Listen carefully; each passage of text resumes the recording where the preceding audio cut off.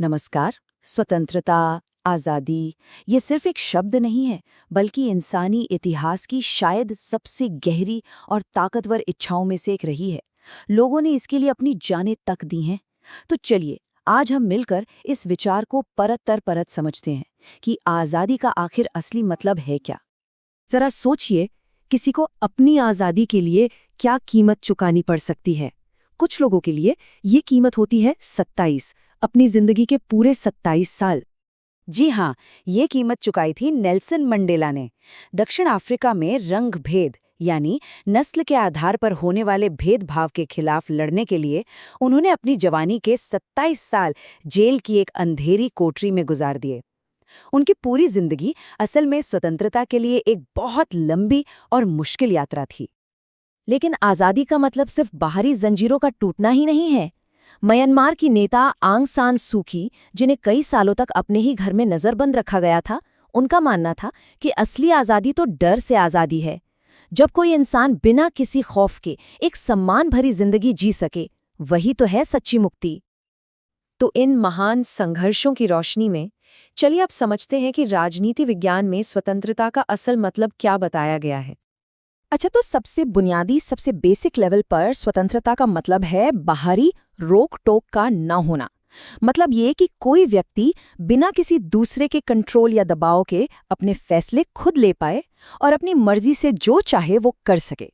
यह है इसका सबसे सीधा साधा मतलब। पर बात यहीं खत्म नहीं होती। स्वतंत्रता का एक और, इससे कहीं ज्यादा गहरा पहलू भी है। ये एक ऐसी हालत है जिसमें लोगों को अपनी क्रिएटिविटी, अपने टैलेंट और अपनी छिपी हुई काबिलियत को निखारने का पूरा पूरा मौका मिले। तो ये सिर्फ बंधनों का न होना नहीं है, बल्कि कुछ बन पाने का, खुद को विकसित कर पाने का एक अवसर भी है। और इसी विचार को और अच्छे से समझने के लिए इसके दो अलग-अलग पहलुओं पर नजर डालते हैं। स्वतंत्रता को दो तरह से देखा जा सकता है। एक तरफ है नकारात्मक स्वतंत्रता, जिसका मतलब है किसी चीज से आजादी, यानी बाहरी दखलंदाजी से मुक्ति। ये कहती है मुझे अकेला छोड़ दो, मेरे काम में दखल मत दो। तो वहीं दूसरी तरफ है सकारात्मक स्वतंत्रता, यानी कुछ करने की आजादी। ये कहती है मुझे काबिल बनाओ, ताकि समाज, शिक्षा और स्वास्थ्य जैसे मौके देकर हर व्यक्ति को अपना विकास करने में मदद करे। ठीक है, ये सब तो समझ आ गया, पर यहाँ एक बहुत बड़ा सवाल खड़ा होता है। अगर हर किसी को कुछ भी करने की पूरी पूरी आज़ादी दे दी जाए, तो क्या होगा?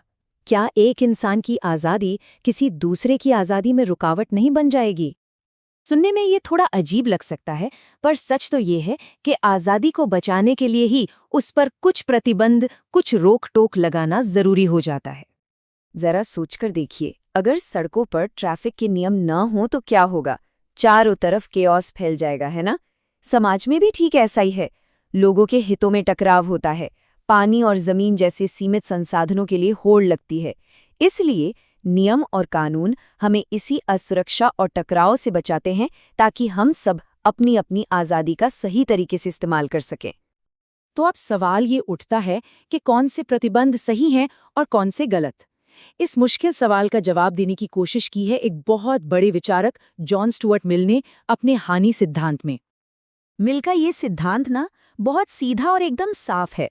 वो कहते हैं कि किसी भी व्यक्ति के काम में दखल देने का सिर्फ और सिर्फ एक ही सही कारण हो सकता है, और वो है दूसरों को किसी गंभीर नुकसान से बचाना। केवल तभी समाज या सरकार को बीच में आना चाहिए, वरना नहीं। इस सिद्धांत को और आसानी से समझने के लिए मिल ने हमारे कामों को दो हिस्सों में बांटा। पहले हैं स्वसंबंध कार्य, मतलब ऐसे काम जिनका असर सिर्फ करने वाले पर पड़ता है, जैसे कोई अपने कमरे में बैठकर कौन सी किताब पढ़ता है। मिल कहते हैं कि इसमें किसी को भी दखल देने का कोई हक नहीं। दूसरे हैं पर संबंध कार्य, यानी ऐसे काम जिनका असर दूसरों पर भी पड़ता है, जैसे अगर कोई बहुत तेज आवाज में संगीत बजाकर पड़ोसियों की नींद खराब करे। अगर इससे दूसरों को वाकई कोई गंभीर हानि हो रही है, तो इस पर रोक लगाई जा सकती है। और इसी सिद्धांत के आधार पर मिल अभिव्यक्ति की स्वतंत्रता, यानी फ्रीडम ऑफ स्पीच के बहुत बड़े समर्थक थे। उनका मानना था कि हमें वो विचार भी नहीं दबाने चाहिए जो हमें पूरी तरह गलत लगते हों। क्यों? क्योंकि कोई भी विचार 100% गलत नहीं होता, उसमें सच्चाई का कुछ अंश हो सकता है। सच तो हमेशा अलग अलग विचारों की टक्कर से ही निखर कर सामने आता है। और सबसे बड़ी बात, क्या पता जिसे आज पूरी दुनिया गलत मान रही है वो आने वाले कल का सच साबित हो जाए। तो ये तो थे स्वतंत्रता पर कुछ पश्चिमी विचार।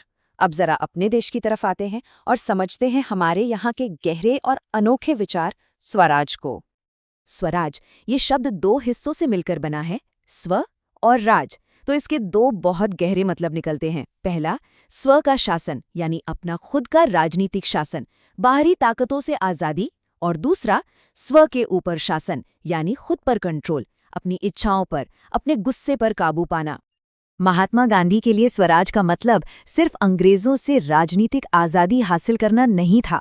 उनका मानना था कि असली स्वराज तो तब मिलता है जब हम खुद पर शासन करना सीख जाते हैं। ये आत्मसम्मान की, आत्मनियंत्रण की और अपनी इंसानियत को समझने की आज़ादी है। तो उनके लिए स्वराज बाहर से ज्यादा एक अंदरूनी बदलाव था। और आखिर में हम घूम फिरकर इसी एक सवाल पर वापस आते हैं, असली स्वतंत्रता क्या है? क्या ये सिर्फ बाहरी रोक-टोक और बंधनों का न होना है, जैसा नकारात्मक स्वतंत्रता कहती है? या ये खुद की काबिलियत को विकसित करने का मौका है, जैसा सकारात्मक स्वतंत्रता का मानना है? या फिर जैसा गांधी जी ने कहा, असली आज़ादी खुद पर शासन करने यानी स्वराज में है? इस सवाल का कोई एक सीधा जवाब नहीं है। शायद इसका जवाब हम सबको अपने अपने अंदर ही खोजना होगा।